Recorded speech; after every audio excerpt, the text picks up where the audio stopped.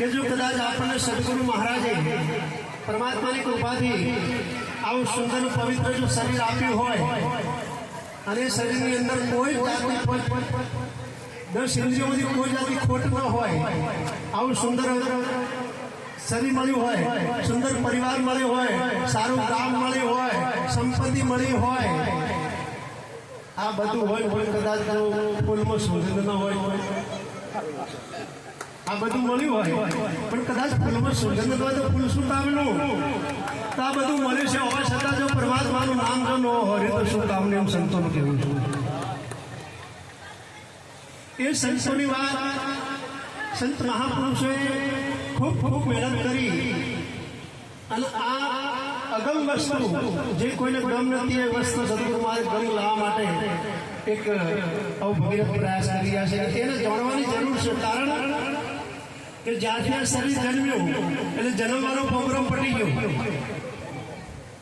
સભાની અંદર આપણે બેઠા છો, એક દિવસ આપણે જન્મ્યા હતા જન્મવાનો પ્રોગ્રામ પટી ગયો, એક પ્રોગ્રામ બાકી છે. કદાચ મને ખબર હોય જન્મનો પ્રોગ્રામ અને મરણનો પ્રોગ્રામ, એટલે જન્મ મરણના ચક્રની અંદર આપણે આવ્યા છે. એમાંથી જો મુક્તિ મેળવવી હોય તો હવે તત્વવેતા પુરુષ હોય તે જ એ જીવન મન ન બનાવી શકે, બીજો કોઈ બનાવી શકે કહો નથી. પણ જ્યાં સુધી આધીનતા ના આવે, સંત પર વિશ્વાસ ના આવે, સંત પર ભાવ ના જાગે, ત્યાં સુધી આ વસ્તુ પ્રાપ્ત થાય નહીં. એ સંત પૂરો ભાવ જાગવો ખરેખર આ મહાપુરુષો મારું કલ્યાણ કરશે, બીજો કરે એવો નથી. કલ્યાણનો અર્થ થાય શિવ, શિવનો અર્થ થાય ભગવાન. જીવ શિવની એકતા કરી આ જે પાંચ તત્વની અંદર હું બાપડોનો બચારો થઈને જીવી ગયો છું. કેવો બાપડોના બચારો થઈને જીવી ગયો છું. પણ પુરુષોત્તમ મહારાજે કીધું છે સખી પડે પૂર્ણ પ્રેમ પ્રગટ્યો જેને રે, જે 14 લોકનો નાથ ઓળખવો તેને 14 લોકનો નાથ કીધો છે. અને ન જાણતા આપણે બાપનો વિચારો કરી જીવી ગયા છે. સખી પડવે પૂર્ણ પ્રેમ પ્રગટ્યો જેને રે, જે 14 લોકનો નાથ ઓળખવો તેને. આ 14 લોકનો નાથ અંદર વિરાજમાન છે પણ ખબર છે આ તો આખું હંગેલું વાસિંદામાં વાળી હોય તો જાય,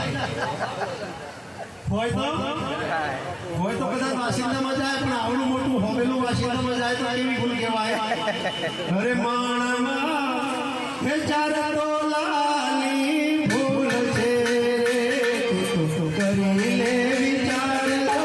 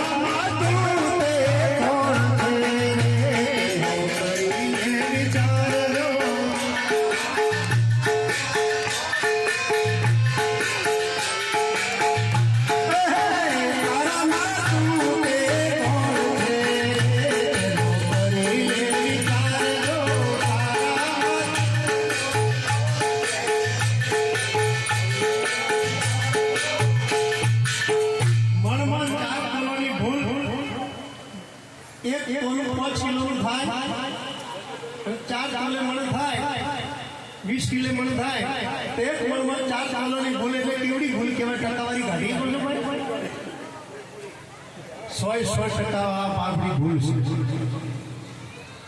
100% આપણી ભૂલ છે. જો કદાચ આ ભૂલ આમાં ન સુધરે બીજા ભવની અંદર સુધરે એવી આ જે મનુષ્યનો અવતાર મળે છે ને મળે પછી મળે એવો નથી. જ્યાં સુધી શરીરમાં તંદુરસ્તી આપી છે ત્યાં સુધી આ પરમાત્માનું ભજન કરી લેવાનું છે. આપણે ખાવું પીવું ભોગ ભોગવવા અંતે મરી જવું એના માટે અવતાર મળ્યો નથી. એનાથી વિશેષ કાર્ય કરવા માટે મળે છે કે 3.5 શરીરની અંદર હું કોણ છું. આવી આ દેહની અંદર 8 અજાયબીઓ પડી છે. એ 8 અજાયબી સદગુરુ મહારાજ એનું સમાધાન કરે છે. બે ચરણ આપણી સમક્ષ રજૂ કરું. સદગુરુ દયા રે કરો મુજ પર આજ રે, હું કોણ છું મહારાજ. સદગુરુ દયા રે કરો મુજ પર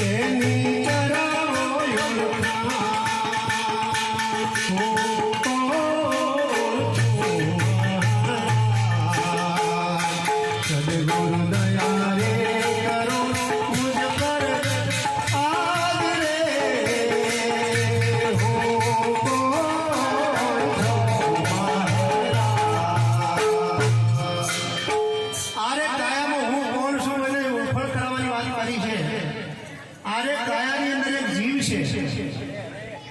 સંત મહાપુરુષ જીવનું પણ બહાર મૂક્યો છે. સવારે મહારાજે પણ કીધું કે કરવાનું હતું તે ન કર્યું, ન જાણી જીવ કેરી જાત હે અભાગી, તી તારા માટે શું કર્યું? પાનભાઈ પણ કીધું માંગરે મેરીને તમે આવો રે મેદાનમાં પાનભાઈ, આ જોણીનો જીવ કેરી આ હાઈટ વરદીઓમાં જીવ છે પણ કયા ખૂણામાં બેઠો છે ખબર? અને જો જીવની ઓળખાણ થાય તો જન્મ મરણના ફેરા, આત્માની ઓળખાણ થાય તો જન્મ મરણના ફેરા. આ તો ખૂબ ધ્યાન રાખવાથી બાદ કરતા આવડું છું, બાદ કરતા ના આવડે તો મેળ પડે એવો નથી. કૃષ્ણ પરમાત્મા અર્જુનજીની એક વાત કરું કે કૃષ્ણ ભગવાન અર્જુનજી કુરુક્ષેત્રના મેદાનની અંદર જ્યારે સન્મુખ સદેહે ઉભા હતા એટલે નિકટતાની થોડીક વાત કરીએ કે કૃષ્ણ ભગવાન અર્જુનજીને શાળા બનાવીનો સંબંધ વ્યાજબી છે ને? અર્જુનજીને કૃષ્ણ ભગવાન અર્જુનજીને શાળા બનાવીનો સંબંધ પહેલી નિકટતા ને પહેલી નજીકપણું આવી. બીજી નિકટતા જે કૃષ્ણ ભગવાન બોલે અર્જુનજી સોંભળે, અર્જુનજી બોલે કૃષ્ણ પરમાત્મા સોંભળે, બેના વચ્ચે અંતર આટલું. બીજી નિકટતા આવી. ત્રીજી નિકટતા કહે એ રથના સારથી. ઓનાથી કોઈ નજીક ખરું? ખૂબ ધ્યાન રાખજો, એકાગ્ર ચિત્તે વાત સાંભળજો. જો કદાચ વાત પકડાશે તો સમજણમાં આવશે ને કે આ મને હવે પેલા પણ જતું રહે. કારણ કે ઘણી વાતો ઝીણી હોય, ખોટ ઢળી હોય અને હાથી બોલાયો તો મેળ પડે? ખોટ ઢળી હોય તો હાથી બોલાય મેળ પડે? તો અક્ષરની જરૂર છે, કીડીની જરૂર છે. ઝીણી વસ્તુને પકડવા માટે ઝીણી વસ્તુ, એટલે આ જ્ઞાનની વાત છે ઝીણી, એટલે ઝીણી વસ્તુને પકડવા માટે આપણે ઝીણી બુદ્ધિનો ઉપયોગ કરવો. જાડી બુદ્ધિ કોમાં હશે? તો આવી ત્રણે નિકટતા હોવા છતાં કૃષ્ણ પરમાત્મા એવું બોલ્યા કે હે અર્જુન, તારે જો મને ઓળખવો હોય તો એની માળું બની ગયા ઓળખ્યા વગર ખૂબ વિચારો છે કે અવાજ છે. બુદ્ધિનો વિષય મારે છે. ઓળખવો હોય તો શું આ સારો બન્યા, ઓળખ્યા વગર બન્યા? ગીતાજીનો ઉપદેશ સન્મુખ સદેહે, બેના વચ્ચે થોડું અંતર રાખી જે આખો ગીતાનો ઉપદેશ કરે, ઉપદેશ ઓળખ્યા વગર કર્યો. એથી વિશેષ રથની લગામ એમને સોંપી ઓળખ્યા વગર કરી. તે છતાં કૃષ્ણ ભગવાન કે હે અર્જુન, તારે મને ઓળખવો હોય તો મારે ઓળખવો હોય તો તારું કઈ એનો અર્થ શું થયું કે જે દેખાય તે આપણે વિચારવાનું. હું સન્મુખ ઉભો છું, મારી વાત કરી લીધી આ થોડી વ્યવહાર કાઢી કે સન્મુખ ઉભો છું, સમાજના બધા મને ઓળખે. તે છતાં હું તમને કહું તમારે મને ઓળખવો હોય તો રોણાજી હાજર છો. તેનો મતલબ શું? દેખાય તે બલારામ નથી, દેખાય તે બલારામ. તો કૃષ્ણ ભગવાને આ શબ્દનો ઉપયોગ કર્યો કે હે અર્જુન, તારે મને ઓળખવો હોય તો હું જ્ઞાની પુરુષ પાસે જજે. તેનો મને અર્થ શું થયો કે દેખાય તે કૃષ્ણ કે છે, દેખાય તે કૃષ્ણ, દેખાય તે માઇક, દેખાય તે ગોબડો, દેખાય તે જગત, દેખાય તે સભા, આ દેખાય તે નહીં ને એક ચરણ રજૂ કરું કે તમે કહેજો ગુરુજીને જય, તમે કહેજો ગુરુજીને જય, નામ તાર તોરે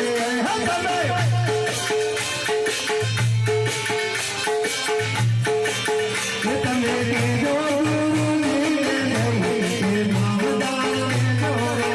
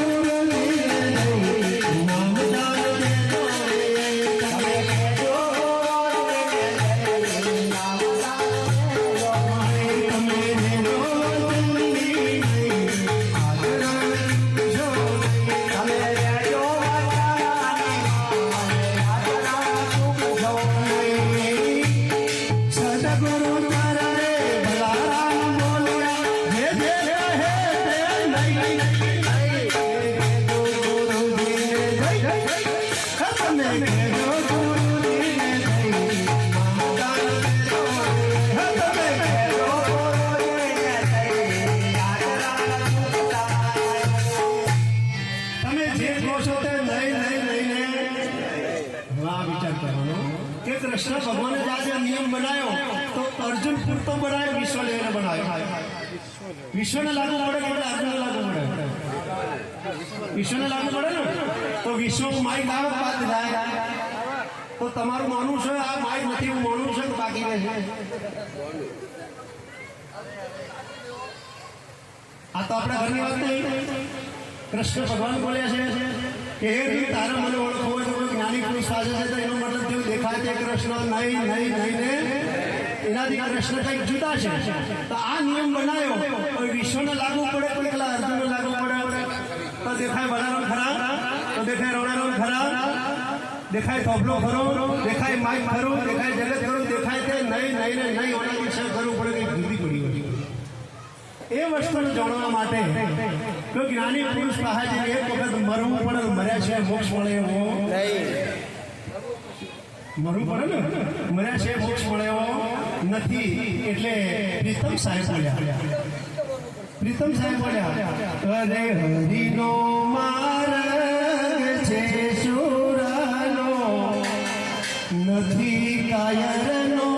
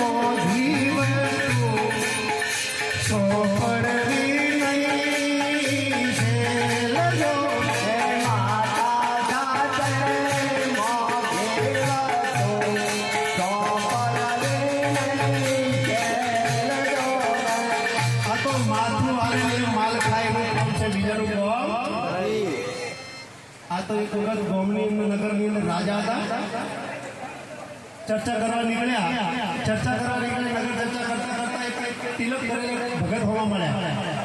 એટલે ભગત હોવા મળે પૂછ્યું કે ભગવાન હાય? આ મહાપુરુષ કશું બોલ્યા. બીજી વખત પૂછ્યું ભગવાન હાય? પણ તો મહાપુરુષનો જવાબ આપ્યો. રાજા વિચાર્યું કે હું રાજાના પ્રજા બબે વખત પ્રશ્ન કરું જવાબ આપતો નથી. આસમાની પલટી મગજ. ત્રીજી વખત પછી કહે ભગવાન હાય? પણ જવાબ આપ્યો. ત્રણ વખત રાજાએ હુકમ કર્યો પણ પ્રજાએ જવાબ આપ્યો નહીં. ભગત રજા આપ્યો નહીં. મગજ ગયો અને માણમાંથી કાઢી તલવાર કાઢીને એક જ ઝાટકો મારીને બચડું કપાઈ ભય પડી ગયું. માથું કપાઈ. જય હો માથું કપાઈને પડ્યું. પછી પડે બોલ્યું હા ભગવાન હાય.